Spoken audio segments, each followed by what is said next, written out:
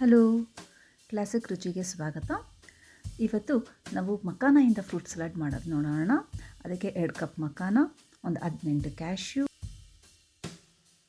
ಕೇಸರಿ ದಳ, ಅದಕ್ಕೆ ಬೆಚ್ಚಗಿರೋ ಹಾಲನ್ನ ಹಾಕಿಬಿಟ್ಟು ಸ್ವಲ್ಪ ಹೊತ್ತು ಒಂದು 20 ನಿಮಿಷ ನೆನೆಯೋದಕ್ಕೆ ಬಿಟ್ಬಿಡಿ. ಸೊ ಮಕಾನ ತುಂಬ ಒಳ್ಳೆಯದು, ಅದರಲ್ಲಿ ಕ್ಯಾಲ್ಶಿಯಮ್ ಇರುತ್ತೆ. ಮಕ್ಳಿಗೆ ಹಾಗೆ ಕೊಟ್ಟರೆ ಅಷ್ಟು ಇಷ್ಟ ಆಗೋದಿಲ್ಲ. ಸೊ ಅದು ಒಳ್ಳೆ ಸ್ನ್ಯಾಕ್ ಸಹ ಆಗುತ್ತೆ. ಈ ಡೆಸರ್ಟ್ನ ಪ್ರಿಪೇರ್ ಮಾಡಿಕೊಟ್ರೆ ಮಕ್ಕಳು ಕಸ್ಟರ್ಡ್ನೇ ತಿನ್ನೋದಿಲ್ಲ. ಸೊ ಅಷ್ಟು ಚೆನ್ನಾಗಿರುತ್ತೆ ಇದು. ಸೊ ಇದನ್ನು 20 ನಿಮಿಷ ಸೋಕ್ ಮಾಡೋಣ. ನಂತರ ಇದನ್ನು ನುಣ್ಣಗೆ ರುಬ್ಕೊಳ್ಳೋಣ. ಫೈನ್ ಪೇಸ್ಟ್ ಆಗುತ್ತೆ ಇದು. ಆಗುತ್ತೆ, ತೆಳುಗೇನಿರೋದಿಲ್ಲ.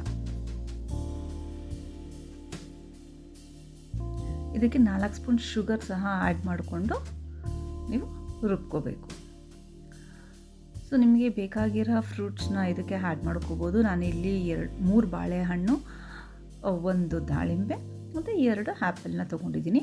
ನೀವು ಇದಕ್ಕೆ ಸ್ಟ್ರಾಬೆರಿ ಹಾಕ್ಕೋಬೋದು, ಕಿವಿ ಹಾಕ್ಬೋದು, ಎನಿ ಸೀಸನಲ್ ಫ್ರೂಟ್ಸ್ನ ಹಾಕ್ಬೋದು. ಲೀಚಿ ಹಾಕ್ಬೋದು, ದ್ರಾಕ್ಷಿ ಸಹ ಹಾಕ್ಬೋದು. ಪೈನಾಪಲ್ ಎಲ್ಲ ಬೇಡ, ತೀರಾ ಹುಳಿ ಅಂಶ ಬೇಡ. ಸೊ ಇದನ್ನು ಒಂದ್ಸರಿ ಮಿಕ್ಸ್ ಮಾಡ್ಕೊಳ್ಳಿ. ಬಾದಾಮ್ ಹಾಕ್ಕೊಳ್ಳಿ. ಇದಕ್ಕೆ ನೀವು ಒಣ ದ್ರಾಕ್ಷಿ ಹಾಕ್ಕೋಬೋದು, ಪಿಸ್ತಾ ಹಾಕ್ಬೋದು, ಡೇಟ್ಸ್ನ ಕಟ್ ಮಾಡಿ ಹಾಕ್ಬೋದು, ಡ್ರೈ ಡೇಟ್ಸ್ನ.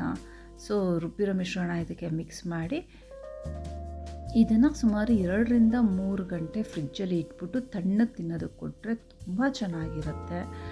ಸೊ ಹೊರಗಡೆಯಿಂದ ತಿನ್ನೋದ್ರ ಬದಲು ಮಕ್ಕಳಿಗೆ ಈ ಥರ ಕೊಟ್ಟರೆ ತುಂಬಾ ಹೆಲ್ತಿ ಆಗಿರುತ್ತೆ.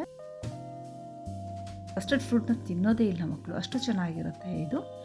ಸೊ ಅದ್ರ ಮೇಲೆ ಸ್ವಲ್ಪ ಗಾರ್ನಿಷ್ ಮಾಡಿ, ನೀವು ಡ್ರೈ ಫ್ರೂಟ್ಸಿಂದ ಗಾರ್ನಿಷ್ ಮಾಡಿ 2 ಕೇಸರಿ ದಳ ಇಡಿ, ಒಣ ದ್ರಾಕ್ಷಿ ಸಹ ಹಾಕ್ಬೋದು.